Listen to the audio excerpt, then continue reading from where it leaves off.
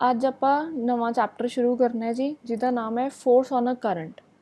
ਪਿਛਲੀ ਵਾਰੀ ਆਪਾਂ ਜਿਹੜਾ ਚੈਪਟਰ ਕੀਤਾ ਹੈ ਉਹਦਾ ਨਾਮ ਸੀ force on charge. Force on current ਵਿੱਚ ਅਸੀਂ ਕੀ ਕਰਾਂਗੇ, ਸਭ ਤੋਂ ਪਹਿਲਾਂ ਕਰੰਟ ਨੂੰ ਕਿਸੇ ਮੈਗਨੈਟਿਕ ਫੀਲਡ ਵਗੈਰਾ ਵਿੱਚ ਰੱਖ ਕੇ ਦੇਖਾਂਗੇ ਅਤੇ ਉਸ ਮੈਗਨੈਟਿਕ ਫੀਲਡ ਵਿੱਚ ਜਦੋਂ ਆਪਾਂ ਉਹਨੂੰ ਪਲੇਸ ਕੀਤਾ ਤਾਂ ਉਹਦੇ 'ਤੇ ਕਿੰਨਾ ਫੋਰਸ ਲੱਗ ਰਿਹਾ ਅਸੀਂ ਉਹ ਮੈਜ਼ਰ ਕਰਾਂਗੇ। ਠੀਕ ਹੈ, ਇਸ ਦੇ ਵਾਸਤੇ ਅਸੀਂ ਕੀ ਕਰਨਾ ਹੈਗਾ ਗਾ, ਮੈਗਨੈਟਿਕ ਫੀਲਡ ਲੈਣੀ ਹੈ।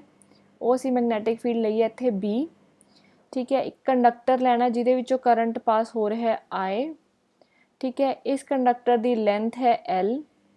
ਜਿਸ ਡਾਇਰੈਕਸ਼ਨ ਵਿੱਚ ਕਰੰਟ ਪਾਸ ਹੋ ਰਿਹਾ ਹੈ ਉਸ ਤੋਂ ਆਪੋਜ਼ਿਟ ਡਾਇਰੈਕਸ਼ਨ ਵਿੱਚ ਓਬਵੀਅਸਲੀ ਇਲੈਕਟ੍ਰੋਨਸ ਟਰੈਵਲ ਕਰਦੇ ਹੁੰਦੇ ਆ with a velocity, drift velocity ਜੋ ਉਹਨਾਂ ਦੀ ਹੁੰਦੀ ਹੈ VD।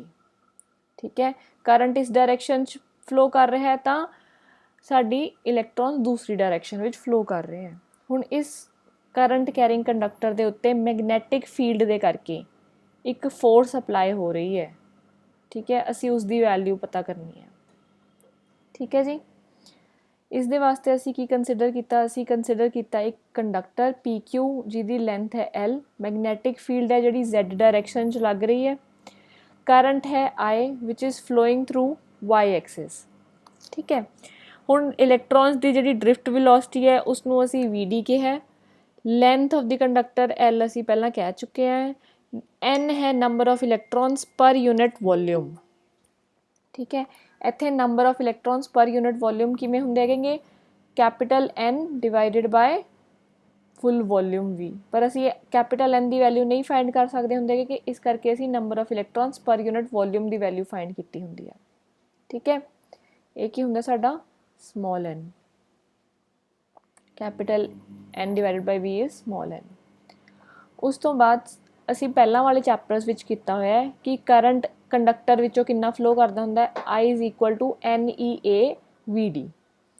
ਠੀਕ, ਅਸੀਂ ਪਿਛਲੇ ਹੀ ਲੈਕਚਰ ਵਿੱਚ ਕੀਤਾ ਹੈ ਕਿ ਫੋਰਸ ਕਿੰਨੀ ਹੁੰਦੀ ਹੈ ਮੈਗਨੈਟਿਕ ਫੀਲਡ ਦੇ ਕਰਕੇ, F is equal to QV cross B। ਠੀਕ ਹੈ, ਲਾਸਟ ਲੈਕਚਰ 'ਚ ਹੀ ਕੀਤਾ ਹੈ। ਇੱਥੇ ਚਾਰਜ ਕੀ ਹੈ, ਇਲੈਕਟ੍ਰੋਨਸ। ਠੀਕ ਹੈ, ਤਾਂ ਉਹਦਾ ਮੈਗਨੀਟਿਊਡ ਕਿੰਨਾ ਹੁੰਦਾ ਹੈ E। ਇਲੈਕਟ੍ਰੋਨ ਦੇ ਉੱਤੇ ਚਾਰਜ ਦਾ ਸਾਈਨ ਕੀ ਹੁੰਦਾ ਨੈਗੇਟਿਵ। ਠੀਕ ਹੈ, ਵੈਲੋਸਿਟੀ ਕਿੰਨੀ ਹੈ ਉਹਦੀ, ਡ੍ਰਿਫਟ ਵੈਲੋਸਿਟੀ ਦਾ VD ਹੋ ਗਈ। ਇਹ ਵੈਲਿਊਜ਼ ਇਸ ਇਕੁਏਸ਼ਨ ਵਿੱਚ ਪੁੱਟ ਕੀਤੀਆਂ ਤਾਂ ਸਾਡੇ ਕੋਲ ਆ ਗਿਆ F is equal to -E VD cross B।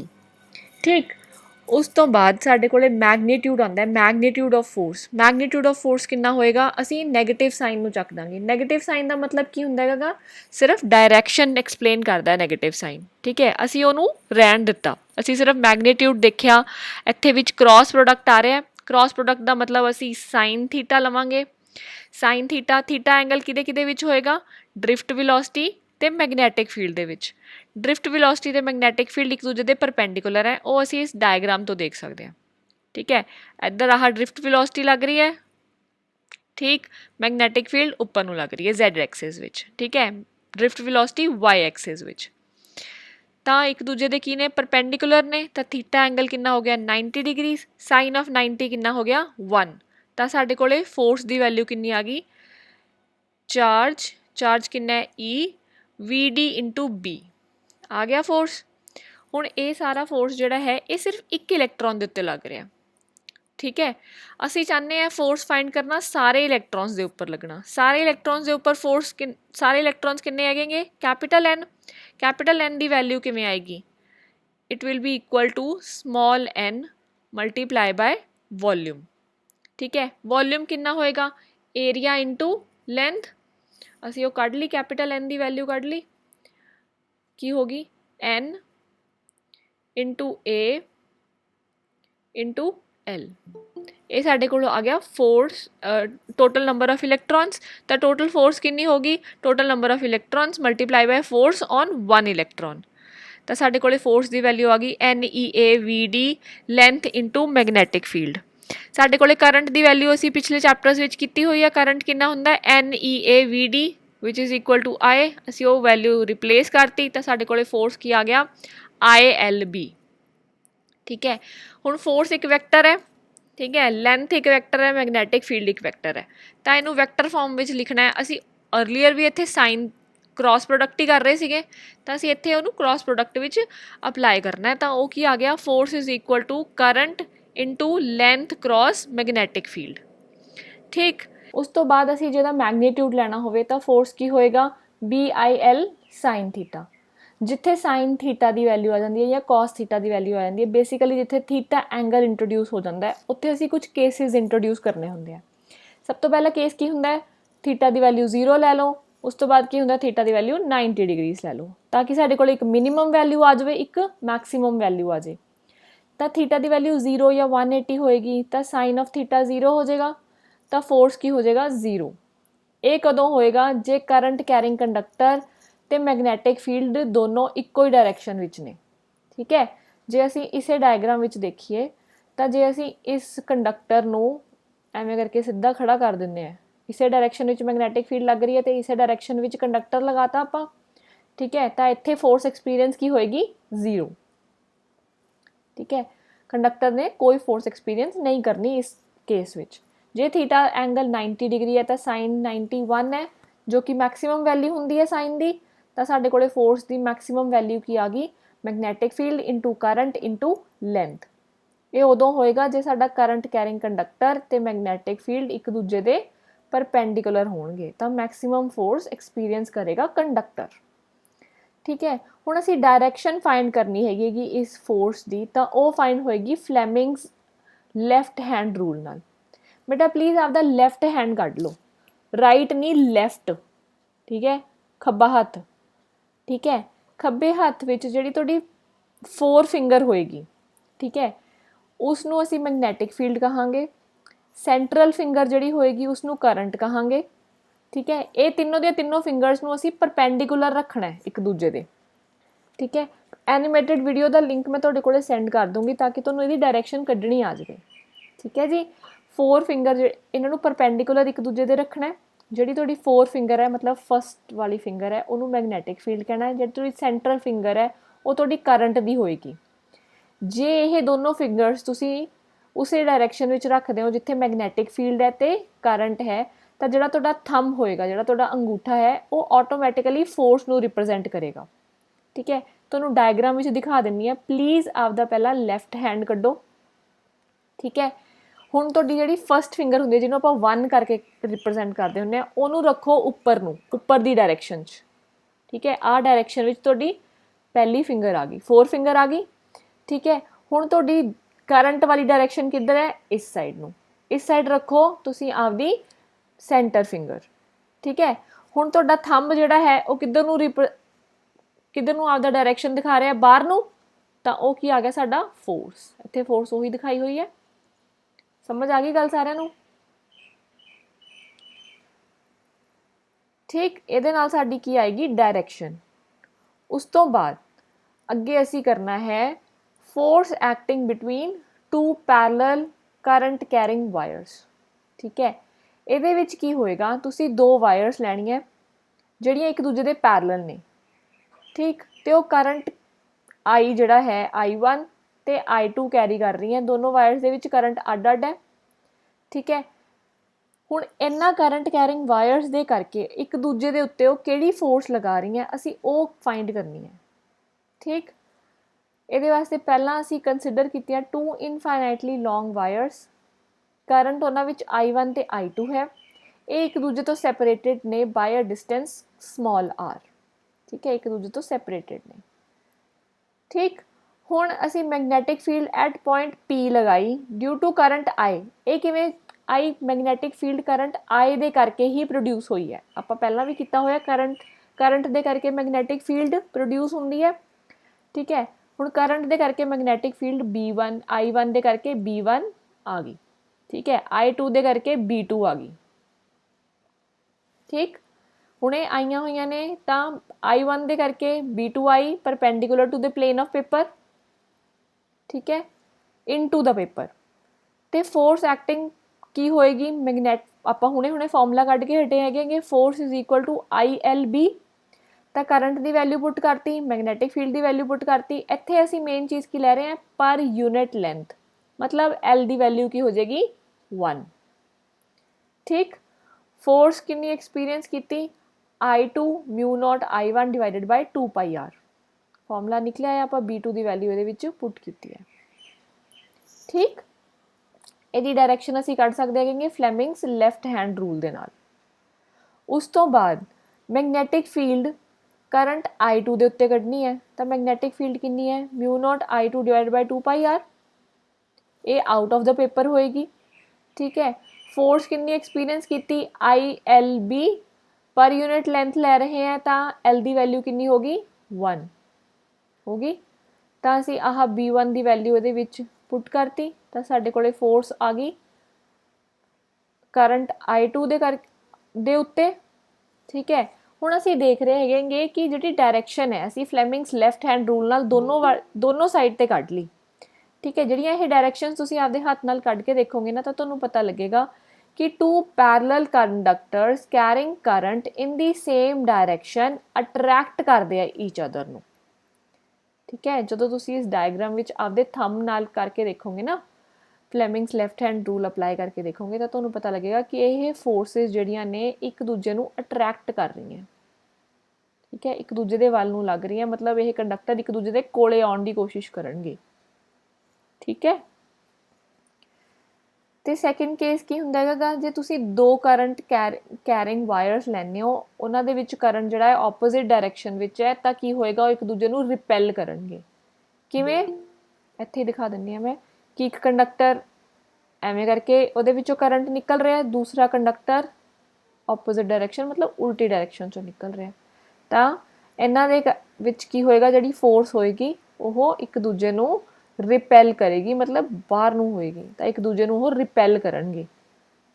ਠੀਕ ਹੈ, ਇਹ ਹੋਏਗਾ ਬੇਟਾ, ਇਹ ਛੋਟਾ ਜਿਹਾ ਹੀ ਟੌਪਿਕ ਹੁੰਦਾ ਹੈਗਾ। ਬੇਸਿਕਲੀ ਤੁਹਾਨੂੰ ਕੀ ਆਉਣਾ ਚਾਹੀਦਾ ਕਿ ਤੁਹਾਨੂੰ ਪਹਿਲਾਂ ਵਾਲੀਆਂ ਮੈਗਨੈਟਿਕ ਫੀਲਡ ਦੀਆਂ ਵੈਲਿਊਜ਼ ਕੱਢਣੀਆਂ ਆਉਣੀਆਂ ਚਾਹੀਦੀਆਂ ਤੇ ਤੁਹਾਨੂੰ ਫੋਰਸ ਦਾ ਫਾਰਮੂਲਾ ਪਤਾ ਹੋਣਾ ਚਾਹੀਦਾ। ਠੀਕ ਹੈ,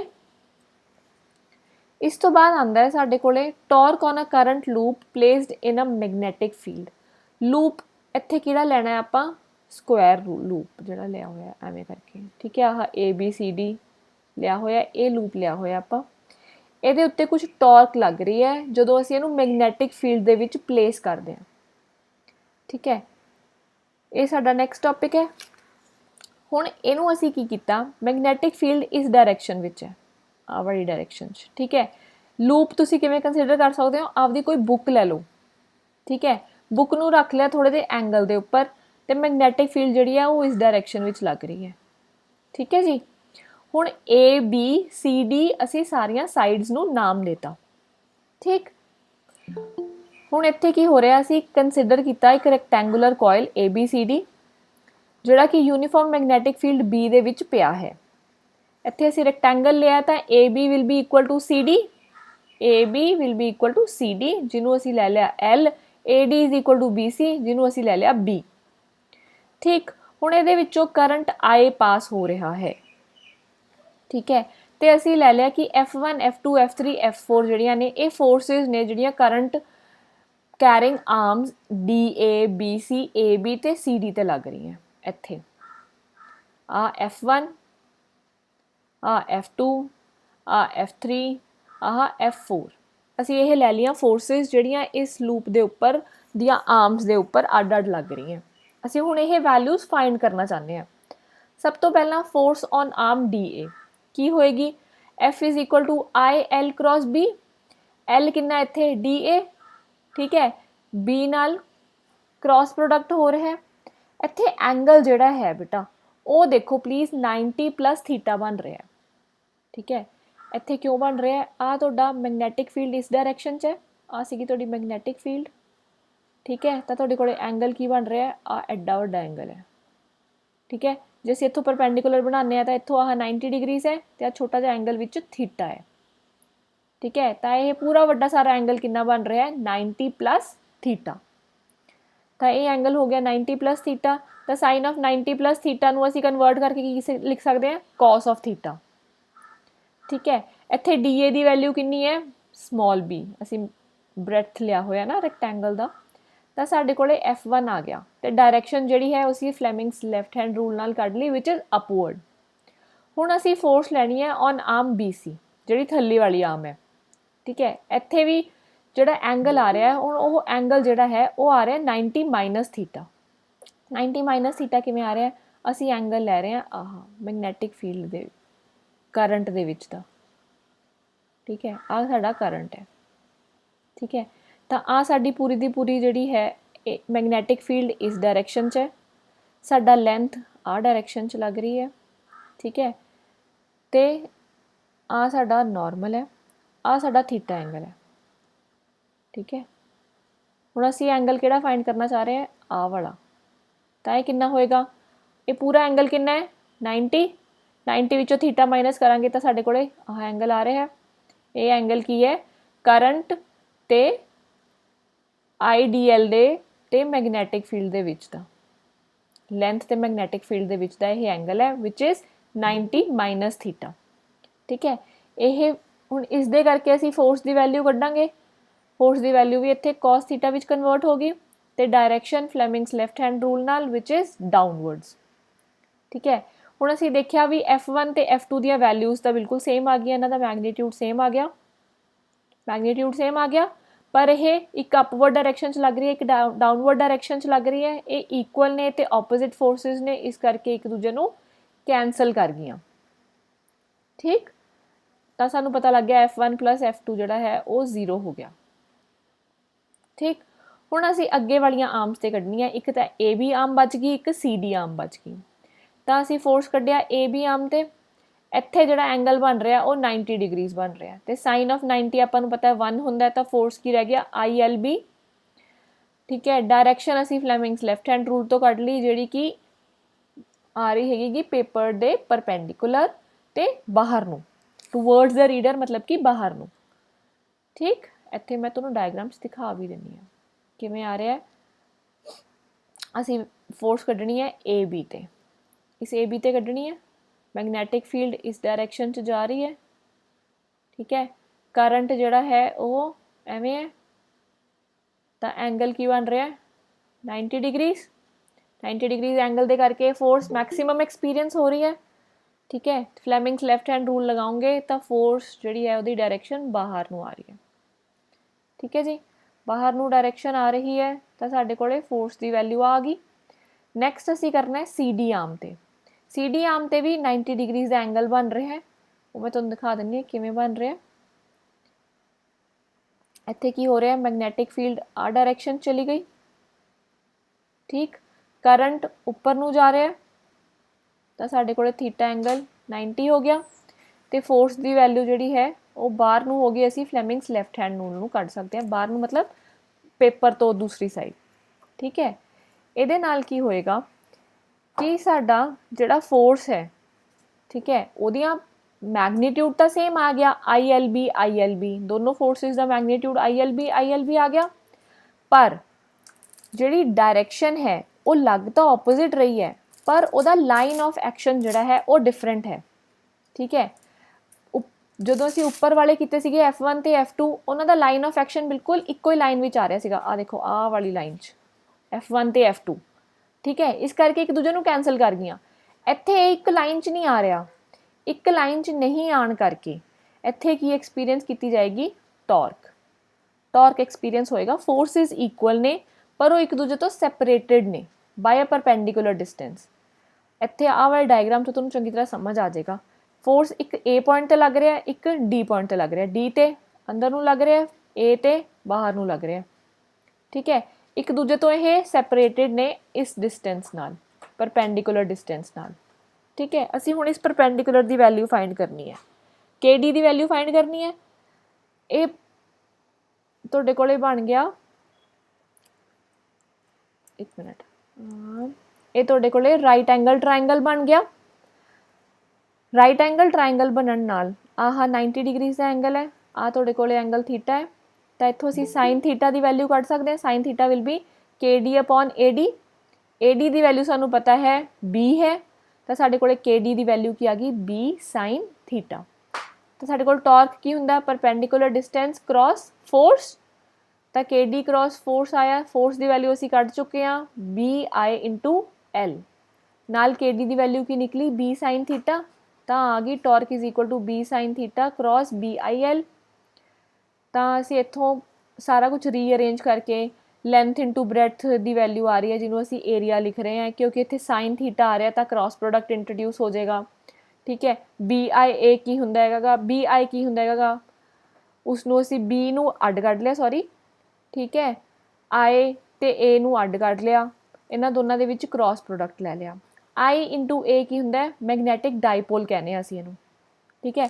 ਅੱਗੇ ਅੱਗੇ ਬੇਟਾ ਸਿੰਪਲੀਫਾਈ ਕੀਤਾ ਬੇਸਿਕਲੀ ਆਪਣੇ ਫਾਰਮੂਲਾ ਨੂੰ, ਟਾਰਕ ਦੀ ਵੈਲਿਊ ਇੱਕ ਕੱਢਣਾ ਚਾਹੁੰਦੇ, ਇੱਕ ਫਾਰਮੂਲਾ ਕੱਢਣਾ ਚਾਹੁੰਦੇ ਹਾਂ ਸਿੰਪਲੀਫਾਈਡ ਵੇ ਵਿੱਚ, ਐਡਾ ਵੱਡਾ ਫਾਰਮੂਲਾ ਥੋੜ੍ਹੀ ਯਾਦ ਕਰਾਂਗੇ। ਤਾਂ ਸਾਡੇ ਕੋਲ ਇਨ ਦੀ ਐਂਡ ਟਾਰਕ ਕੀ ਆ ਗਿਆ?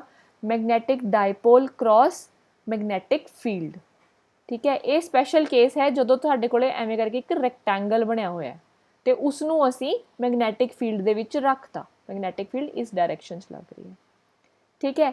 ਪਰ ਸਾਨੂੰ ਇਹ ਵੀ ਪਤਾ ਲੱਗ ਰਿਹਾ ਵੀ ਆਹ ਪਿੱਛੇ ਨੂੰ ਜਾ ਰਿਹਾ, ਆਹ ਵਾਲਾ ਫੇਜ਼ ਅੱਗੇ ਨੂੰ ਜਾ ਰਿਹਾ, ਤਾਂ ਕਰਕੇ ਇਹ ਕੀ ਹੋ ਰਿਹਾ ਹੈ? ਗੋਲ ਗੋਲ ਘੁੰਮਣ ਲੱਗ ਜਾਏਗਾ, ਠੀਕ ਹੈ, ਗੋਲ, ਕਿਉਂਕਿ ਜੇ ਤੁਸੀਂ ਆਪਦੀ ਬੁੱਕ ਨੂੰ ਵੀ ਲਓਗੇ, ਇੱਕ ਸਾਈਡ ਨੂੰ ਪਿੱਛੇ ਨੂੰ ਭੇਜੋਗੇ, ਇੱਕ ਸਾਈਡ ਨੂੰ ਅੱਗੇ ਨੂੰ ਭੇਜੋਗੇ, ਤਾਂ ਮਤਲਬ ਉਹ ਗੋਲ ਘੁੰਮਣ ਲੱਗ ਜਾਏਗੀ ਨਾ। ਉਹੀ ਹੋ ਰਿਹਾ ਹੈਗਾ, ਉਹੀ ਸਾਡਾ ਟਾਰਕ ਐਕਸਪੀਰੀਅੰਸਡ ਹੈ। ਕਿੰਨੀ ਵੈਲਿਊ ਨਾਲ ਉਹ ਗੋਲ ਘੁੰਮਣ ਲੱਗ ਜਾਏਗੀ, ਦੈਟ ਇਜ਼ ਟਾਰਕ। ਹੁਣ ਇਸ ਕੇਸ ਵਿੱਚ ਪਲੀਜ਼ ਚੀਜ਼ਾਂ ਨੋਟ ਕਰਨੀਆਂ, ਇੱਥੇ ਨੈਟ ਫੋਰਸ ਜਿਹੜੀ ਹੈ ਲੂਪ ਦੇ ਉੱਪਰ ਜਿਹੜੀ ਲੱਗ ਰਹੀ ਹੈ ਉਹ ਹਮੇਸ਼ਾ ਜ਼ੀਰੋ ਹੋਏਗੀ, ਠੀਕ ਹੈ, ਕਿਉਂਕਿ ਫੋਰਸਿਸ ਜਿਹੜੀਆਂ ਨੇ ਇੱਕ ਦੂਜੇ ਤੋਂ ਆਪੋਜ਼ਿਟ ਨੇ ਅਤੇ ਉਹਨਾਂ ਦਾ ਮੈਗਨੀਟਿਊਡ ਸੇਮ ਹੈ, ਤਾਂ ਫੋਰਸ ਜ਼ੀਰੋ ਹੈ, ਪਰ ਉਹਦੇ 'ਤੇ ਟਾਰਕ ਐਕਸਪੀਰੀਅੰਸ ਕੀਤੀ ਜਾ ਸਕਦੀ ਹੈ। ਟਾਰਕ ਕਿਉਂ ਐਕਸਪੀਰੀਅੰਸ ਕੀਤੀ ਹੋਈ ਹੈ? ਕਿਉਂਕਿ ਦੋ ਇਹੋ ਜਿਹੀਆਂ ਫੋਰਸਿਸ ਨੇ ਜਿਹੜੀਆਂ ਸੇਮ ਲਾਈਨ ਆਫ ਐਕਸ਼ਨ ਦੇ ਉੱਪਰ ਐਕਟ ਨਹੀਂ ਕਰ ਰਹੀਆਂ ਹੈਗੀਆਂ ਸੇਮ ਲਾਈਨ ਆਫ ਐਕਸ਼ਨ ਦੇ ਉੱਤੇ ਐਕਟ, ਇਸ ਕਰਕੇ ਅਸੀਂ ਟਾਰਕ ਐਕਸਪੀਰੀਅੰਸ ਕਰ ਰਹੇ ਹਾਂ, ਠੀਕ। ਹੁਣ ਬੇਟਾ ਨੈਕਸਟ ਟੌਪਿਕ ਜਿਹੜਾ ਹੈ ਉਹ ਆਪਾਂ ਨੈਕਸਟ ਲੈਕਚਰ 'ਚ ਕਰਾਂਗੇ, ਬਿਕੋਜ਼ ਇੱਕਦਮ 'ਚ ਤੁਸੀਂ ਸਾਰਾ ਕੁਝ ਕਰੋਗੇ ਤਾਂ ਤੁਸੀਂ ਕਨਫਿਊਜ਼ ਹੋ ਜਾਂਦੇ ਹੋ। So we will end up our lecture here only.